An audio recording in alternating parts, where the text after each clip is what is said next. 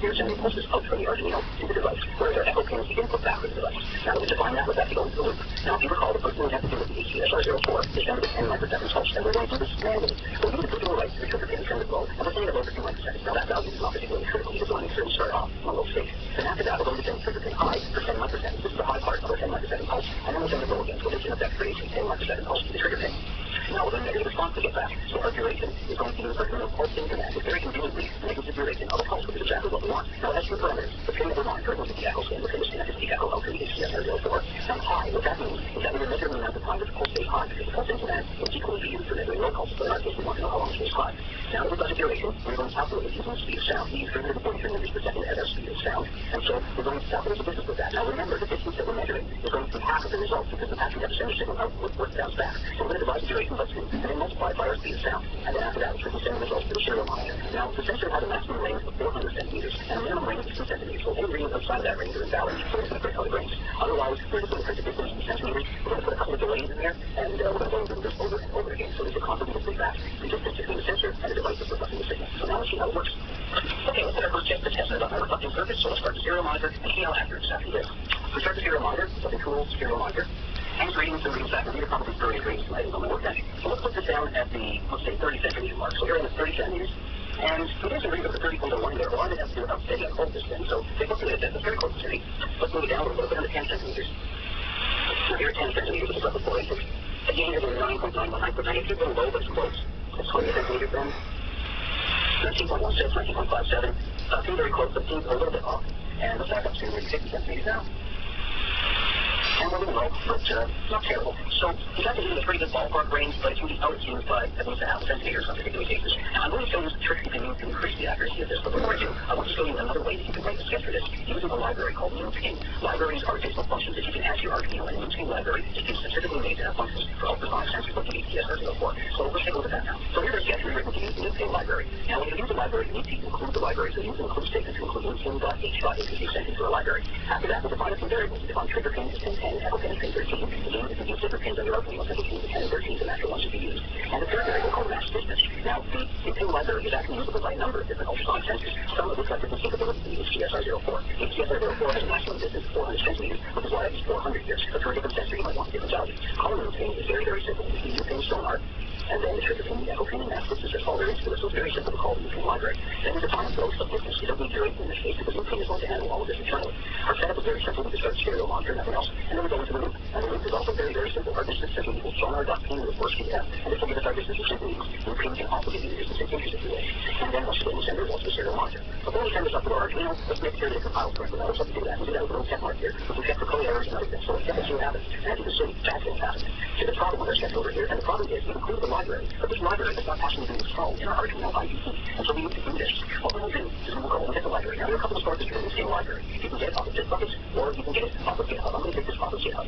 So I have the links, by the way, at the bottom of the video, and also I got the links from the article on the Joe.workshop's website, so we have a link for that. So I'm going to go to GitHub to do the thing. I'm going to download a zip file of the library. So I download the zip file, in this case, it's saved in my downloads directory. And then I'm going to go back to my Arduino IDE. Now what I need to do is go on the sketch and include library and add the phrase add zip file. And go to my downloads. And there's the thing. So let's add that. And the library has been added to my library, and you'll hear a little notice here. So let's compile this and see what that is. And that looks like that seems to compile. So let's send it up to our Arduino and see how the NewTune library functions. Okay, I've got my reflecting surface. I'm going to get the NewTune to try. Now, let's click off.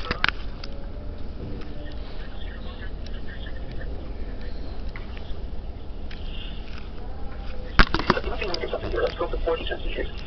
Oh, great, we're getting rid of 40. Oh, no, we're getting rid of 39. Oh, no, it's 40. Can you see what I'm talking about? The NewTune library is only resolved down to a 1 centimeter resolution, and this turns out this is by design. The developer of the library felt this was from defenses of accuracy of plus or minus half a centimeter, and the reasons to include fractional centimeters. However, this may or may not be true in your application. For some applications where the robot is defined as typically driving into a wall, the centimeter resolution is probably fine. If you're building a measurement device, though, it's completely out of the question. Also, keep in mind that NewTune can be run in imperial mode. In imperial mode, the resolution is within the inch, and this is quite a variance. So you might think that the NewTune library itself is not really that useful if you want to do something accurate. It actually is a way that this will get more accuracy from the NewTune library. So here's a NewTune sketch rewritten to calculate duration and distance. What we'll do is we'll use the NewTune library to obtain the duration of the signal, and we use the same mathematics to get the first calculate the distance. So this is really just an amalgamation of the first and second sketches that we looked at today. The first one is to start off the same as the last sketch, we include the NewTune library, and we set up the same variable, trigger pin, echo pin, and maximum distance. Then we'll call NewTune in the same fashion, we'll pass it with trigger pin, echo pin, and And this is now we define three points systems of linear rhythm step, because once again, you're going to use duration to calculate rhythm. So instead of routine, we'll start the serial monitor, and then we get into the rhythm. And this is where we see the one difference in the internet. You remember in the last step that sonar.pn in this course will return the value of the distance to second distance. But if you use sonar.p instead, you will get the duration back. And then from then, we send the same thing we did in our first test. We use the duration divided by 2 and multiply it by the speed of sound, and then we'll send the results out to the serial monitor. So let's see how this is improved in routine sketch. Okay, I've got my reflecting surface. I'm ready to test our routine sketch using duration instead of distance. So we'll start off, and I'm going to we got the 20 centimeter mark. And 19.74, 19.81 is close. 40 centimeter mark. I can move the pen, but I'll hold this because I'm probably not going to get that steady, but we'll put on plus or minus a centimeter mark on there. 10 centimeters, 9.86, 9.79, 9.93, so we'll click on there. And we'll go over back to 50 centimeters over here. And 59.25, etc. So as you can see, we brought back the decimal points, but we still haven't got complete accuracy. Now, as I promised earlier, I will show you a way that you can improve upon that accuracy. But before I do, there are some other functions in the new PIN library that I'd like to take a look at. So the first one is called iterations.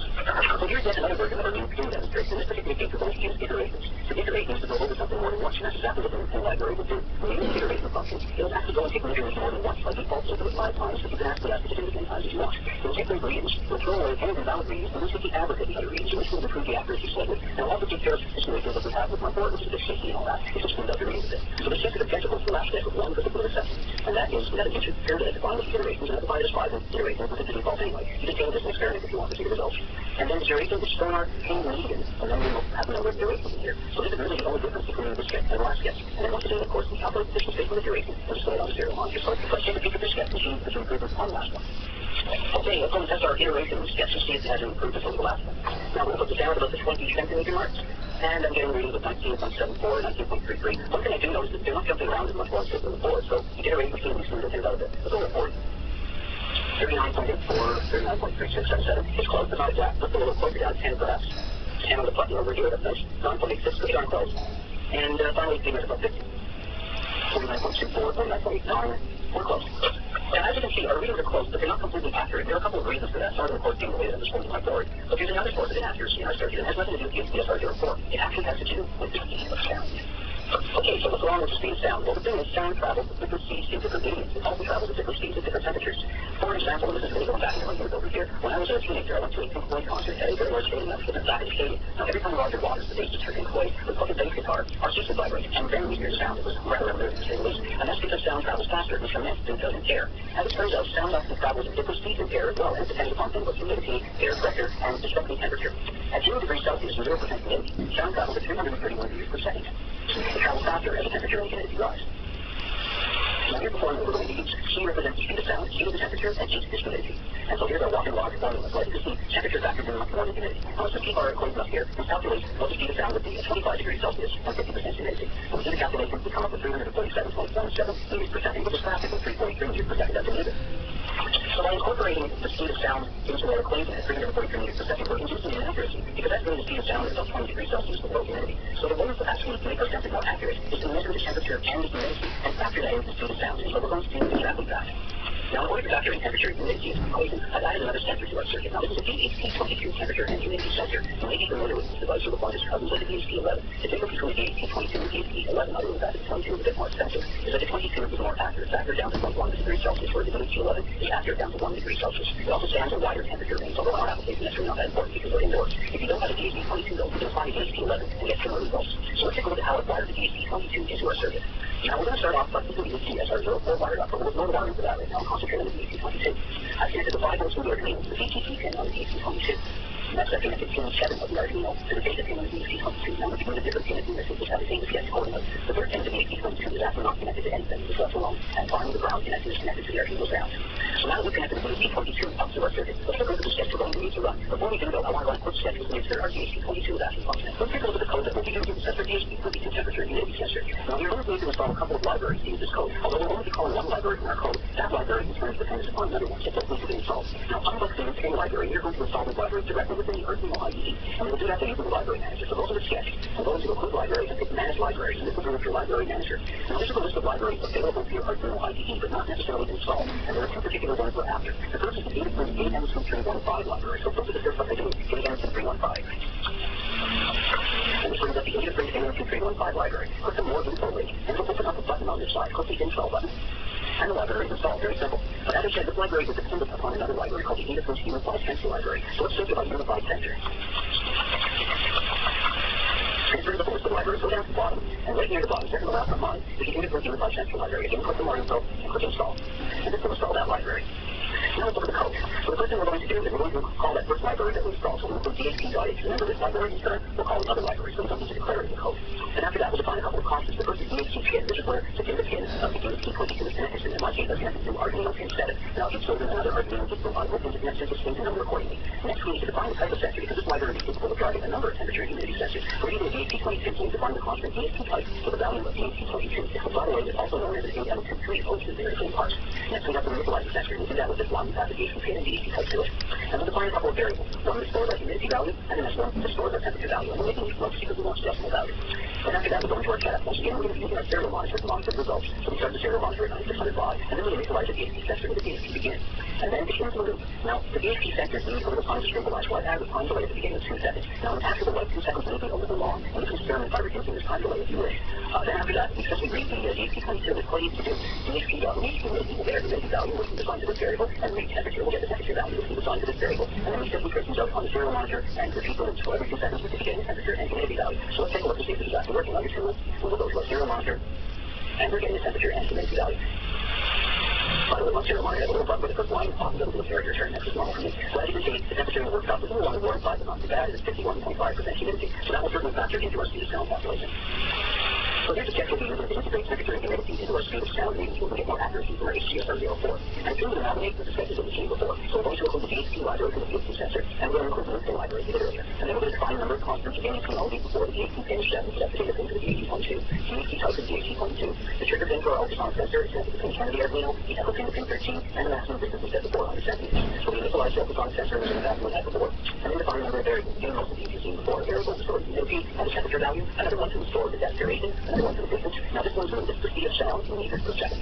And this one is the speed of sound in centimeters per microsecond, which is actually the value that we find more useful to calculate distance. And which are the number of iterations that we're going to be using on the loop thing because we're going to use the iteration mode and that's stabilize the reading. Again, we'll initialize the DHP sensor, we'll set up the serial monitor in our setup, and initialize the sensor over here. Okay, now we're going to go down to the loop. Now we've got this time delay again for the DHP22. Again, you could experiment with this. You might not have to do it for 2 seconds because the delay reads a bit.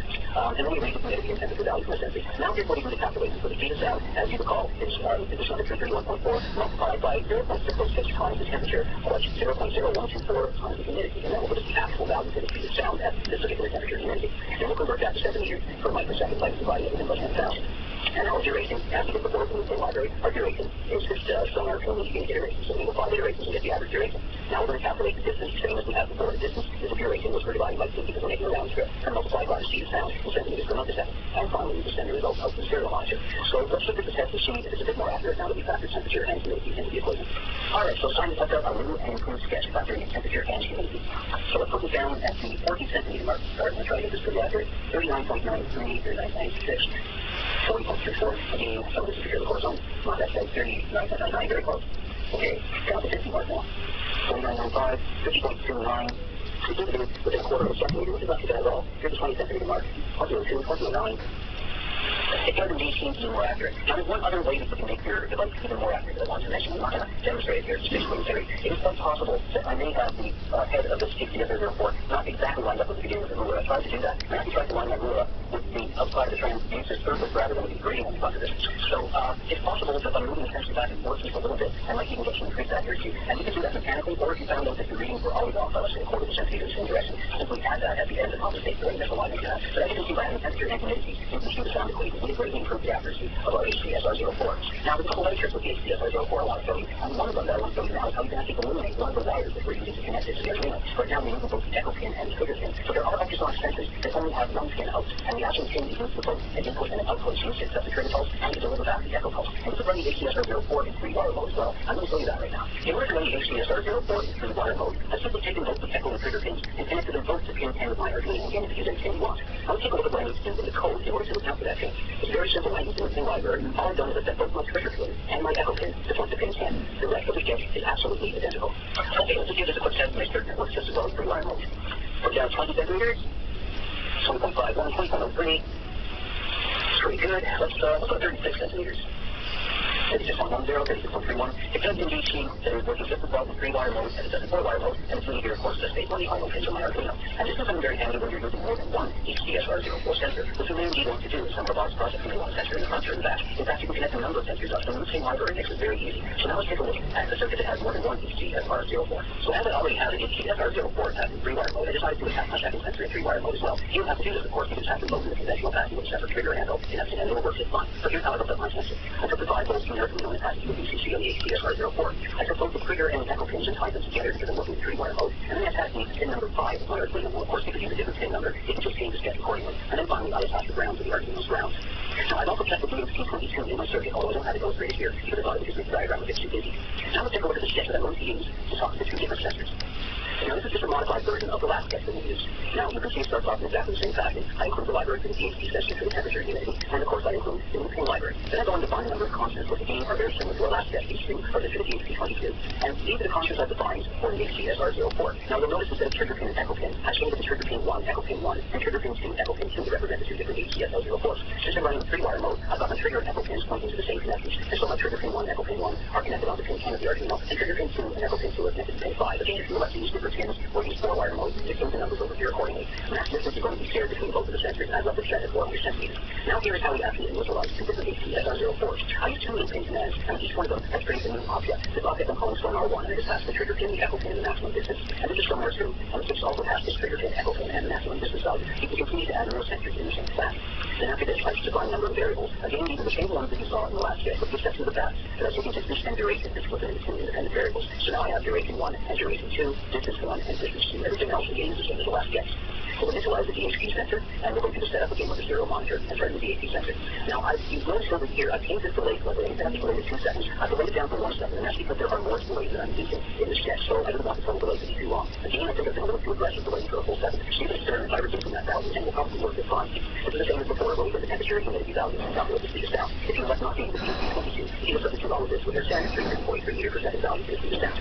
Now we go ahead with duration. The duration of the first sensor is measured over here using the iterations command like we did before, and then I've added a delay between the sensor readings. I've done this for a reason. I want everything to be able to stabilize before I ready to stuff off the second sensor. Now once again, I think I've been hard to address by adding a full second delay here, and you can probably reduce this by quite a bit. And to me, indeed, one thing is to live a life. I don't think you have to want a full second pass between these, because a moving robot can travel quite a distance within a second. Then I just added a second sensor duration using the Stone R2 command, Stone R2 pin medium durations, and then it dictates the same as the last step. It calculates the distance for both using the duration values, and I send the results out to the serial monitor. All I'm sending out to the monitor this time is the value for distance 1 and for distance 2. I'm not including all of that temperature, humidity, and speed. It sounds information for the body to get a bit too busy. So now we can see the sketch. Let's see how it works. So let's test out our dual HDSR04 arrangement. Now I've mounted my second HDSR04 on my spot-less breadboard, and it's at a right angle to the original one, so station fastening is my workbench over here. Now I don't think I meant to build up the glue of the one that's correctly built up in the shape. We're going to put the bucket around 10 centimeters large. And we're getting readings 10.70 centimeters, that are a little bit closer, earlier 6.87 centimeters. We're getting further back with it, 21.97. So the second one is definitely making readings, and as is the first one, we'll put it around the 20 centimeter mark. And we're getting 19.53, 19.8 on the first one, and the back 40. I'm getting a good reading down around 10. And another good reading over here. So those sensors are pumped in. Now we notice the slight delay in the readings, and that's important because delays are induced in the code. As I said earlier, you can experiment by reducing those delay times in order to make your sensors respond quicker. Well, that about covers it for our video of the HDSR04. I hope this gives you a better idea of how you can use this versatility of components in some of your own designs, be they robotic projects or otherwise. Now, if you'd like to get a copy of the sketches that I've given in this video, the easiest way to do that is to visit the accompanying article on the drone.workshop.com website. So look on the link to that article in the description of this video. One thing I've added to the website on all of the articles, including this one, is the source box, which has the handy links plus links to zip files that include all of the codes that cover the article. So I think you'll find that very useful. Now, if you have any questions about what I've covered here today, please put them down in the comments. I'm looking in the comments for you guys, and I'll try to respond to them as quickly as possible. And if you haven't subscribed to the channel, please do. It really means a lot to me. So until next time, take care of yourselves. I hope to see you soon again in the workshop. Bye for now.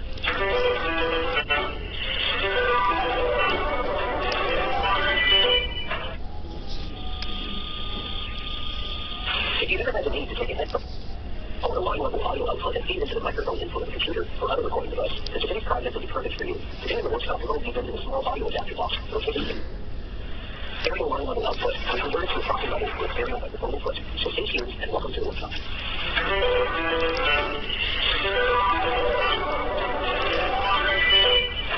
Hey, welcome to the workshop.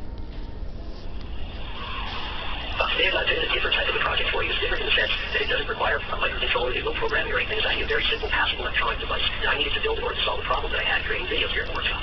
Now, the problem I had started off when I bought this little HDMI capture device. This device lets me take the HDMI output from, let's say, a Raspberry Pi or a microphone input that you can use to add a soundtrack to that capture. Now, I wanted to use that with the existing sound system that I have here in the workshop. I have a mixing console that I feed my microphone into. I just wanted to take the output of the mixing console and feed it into the microphone input, and that's where I ran into a problem.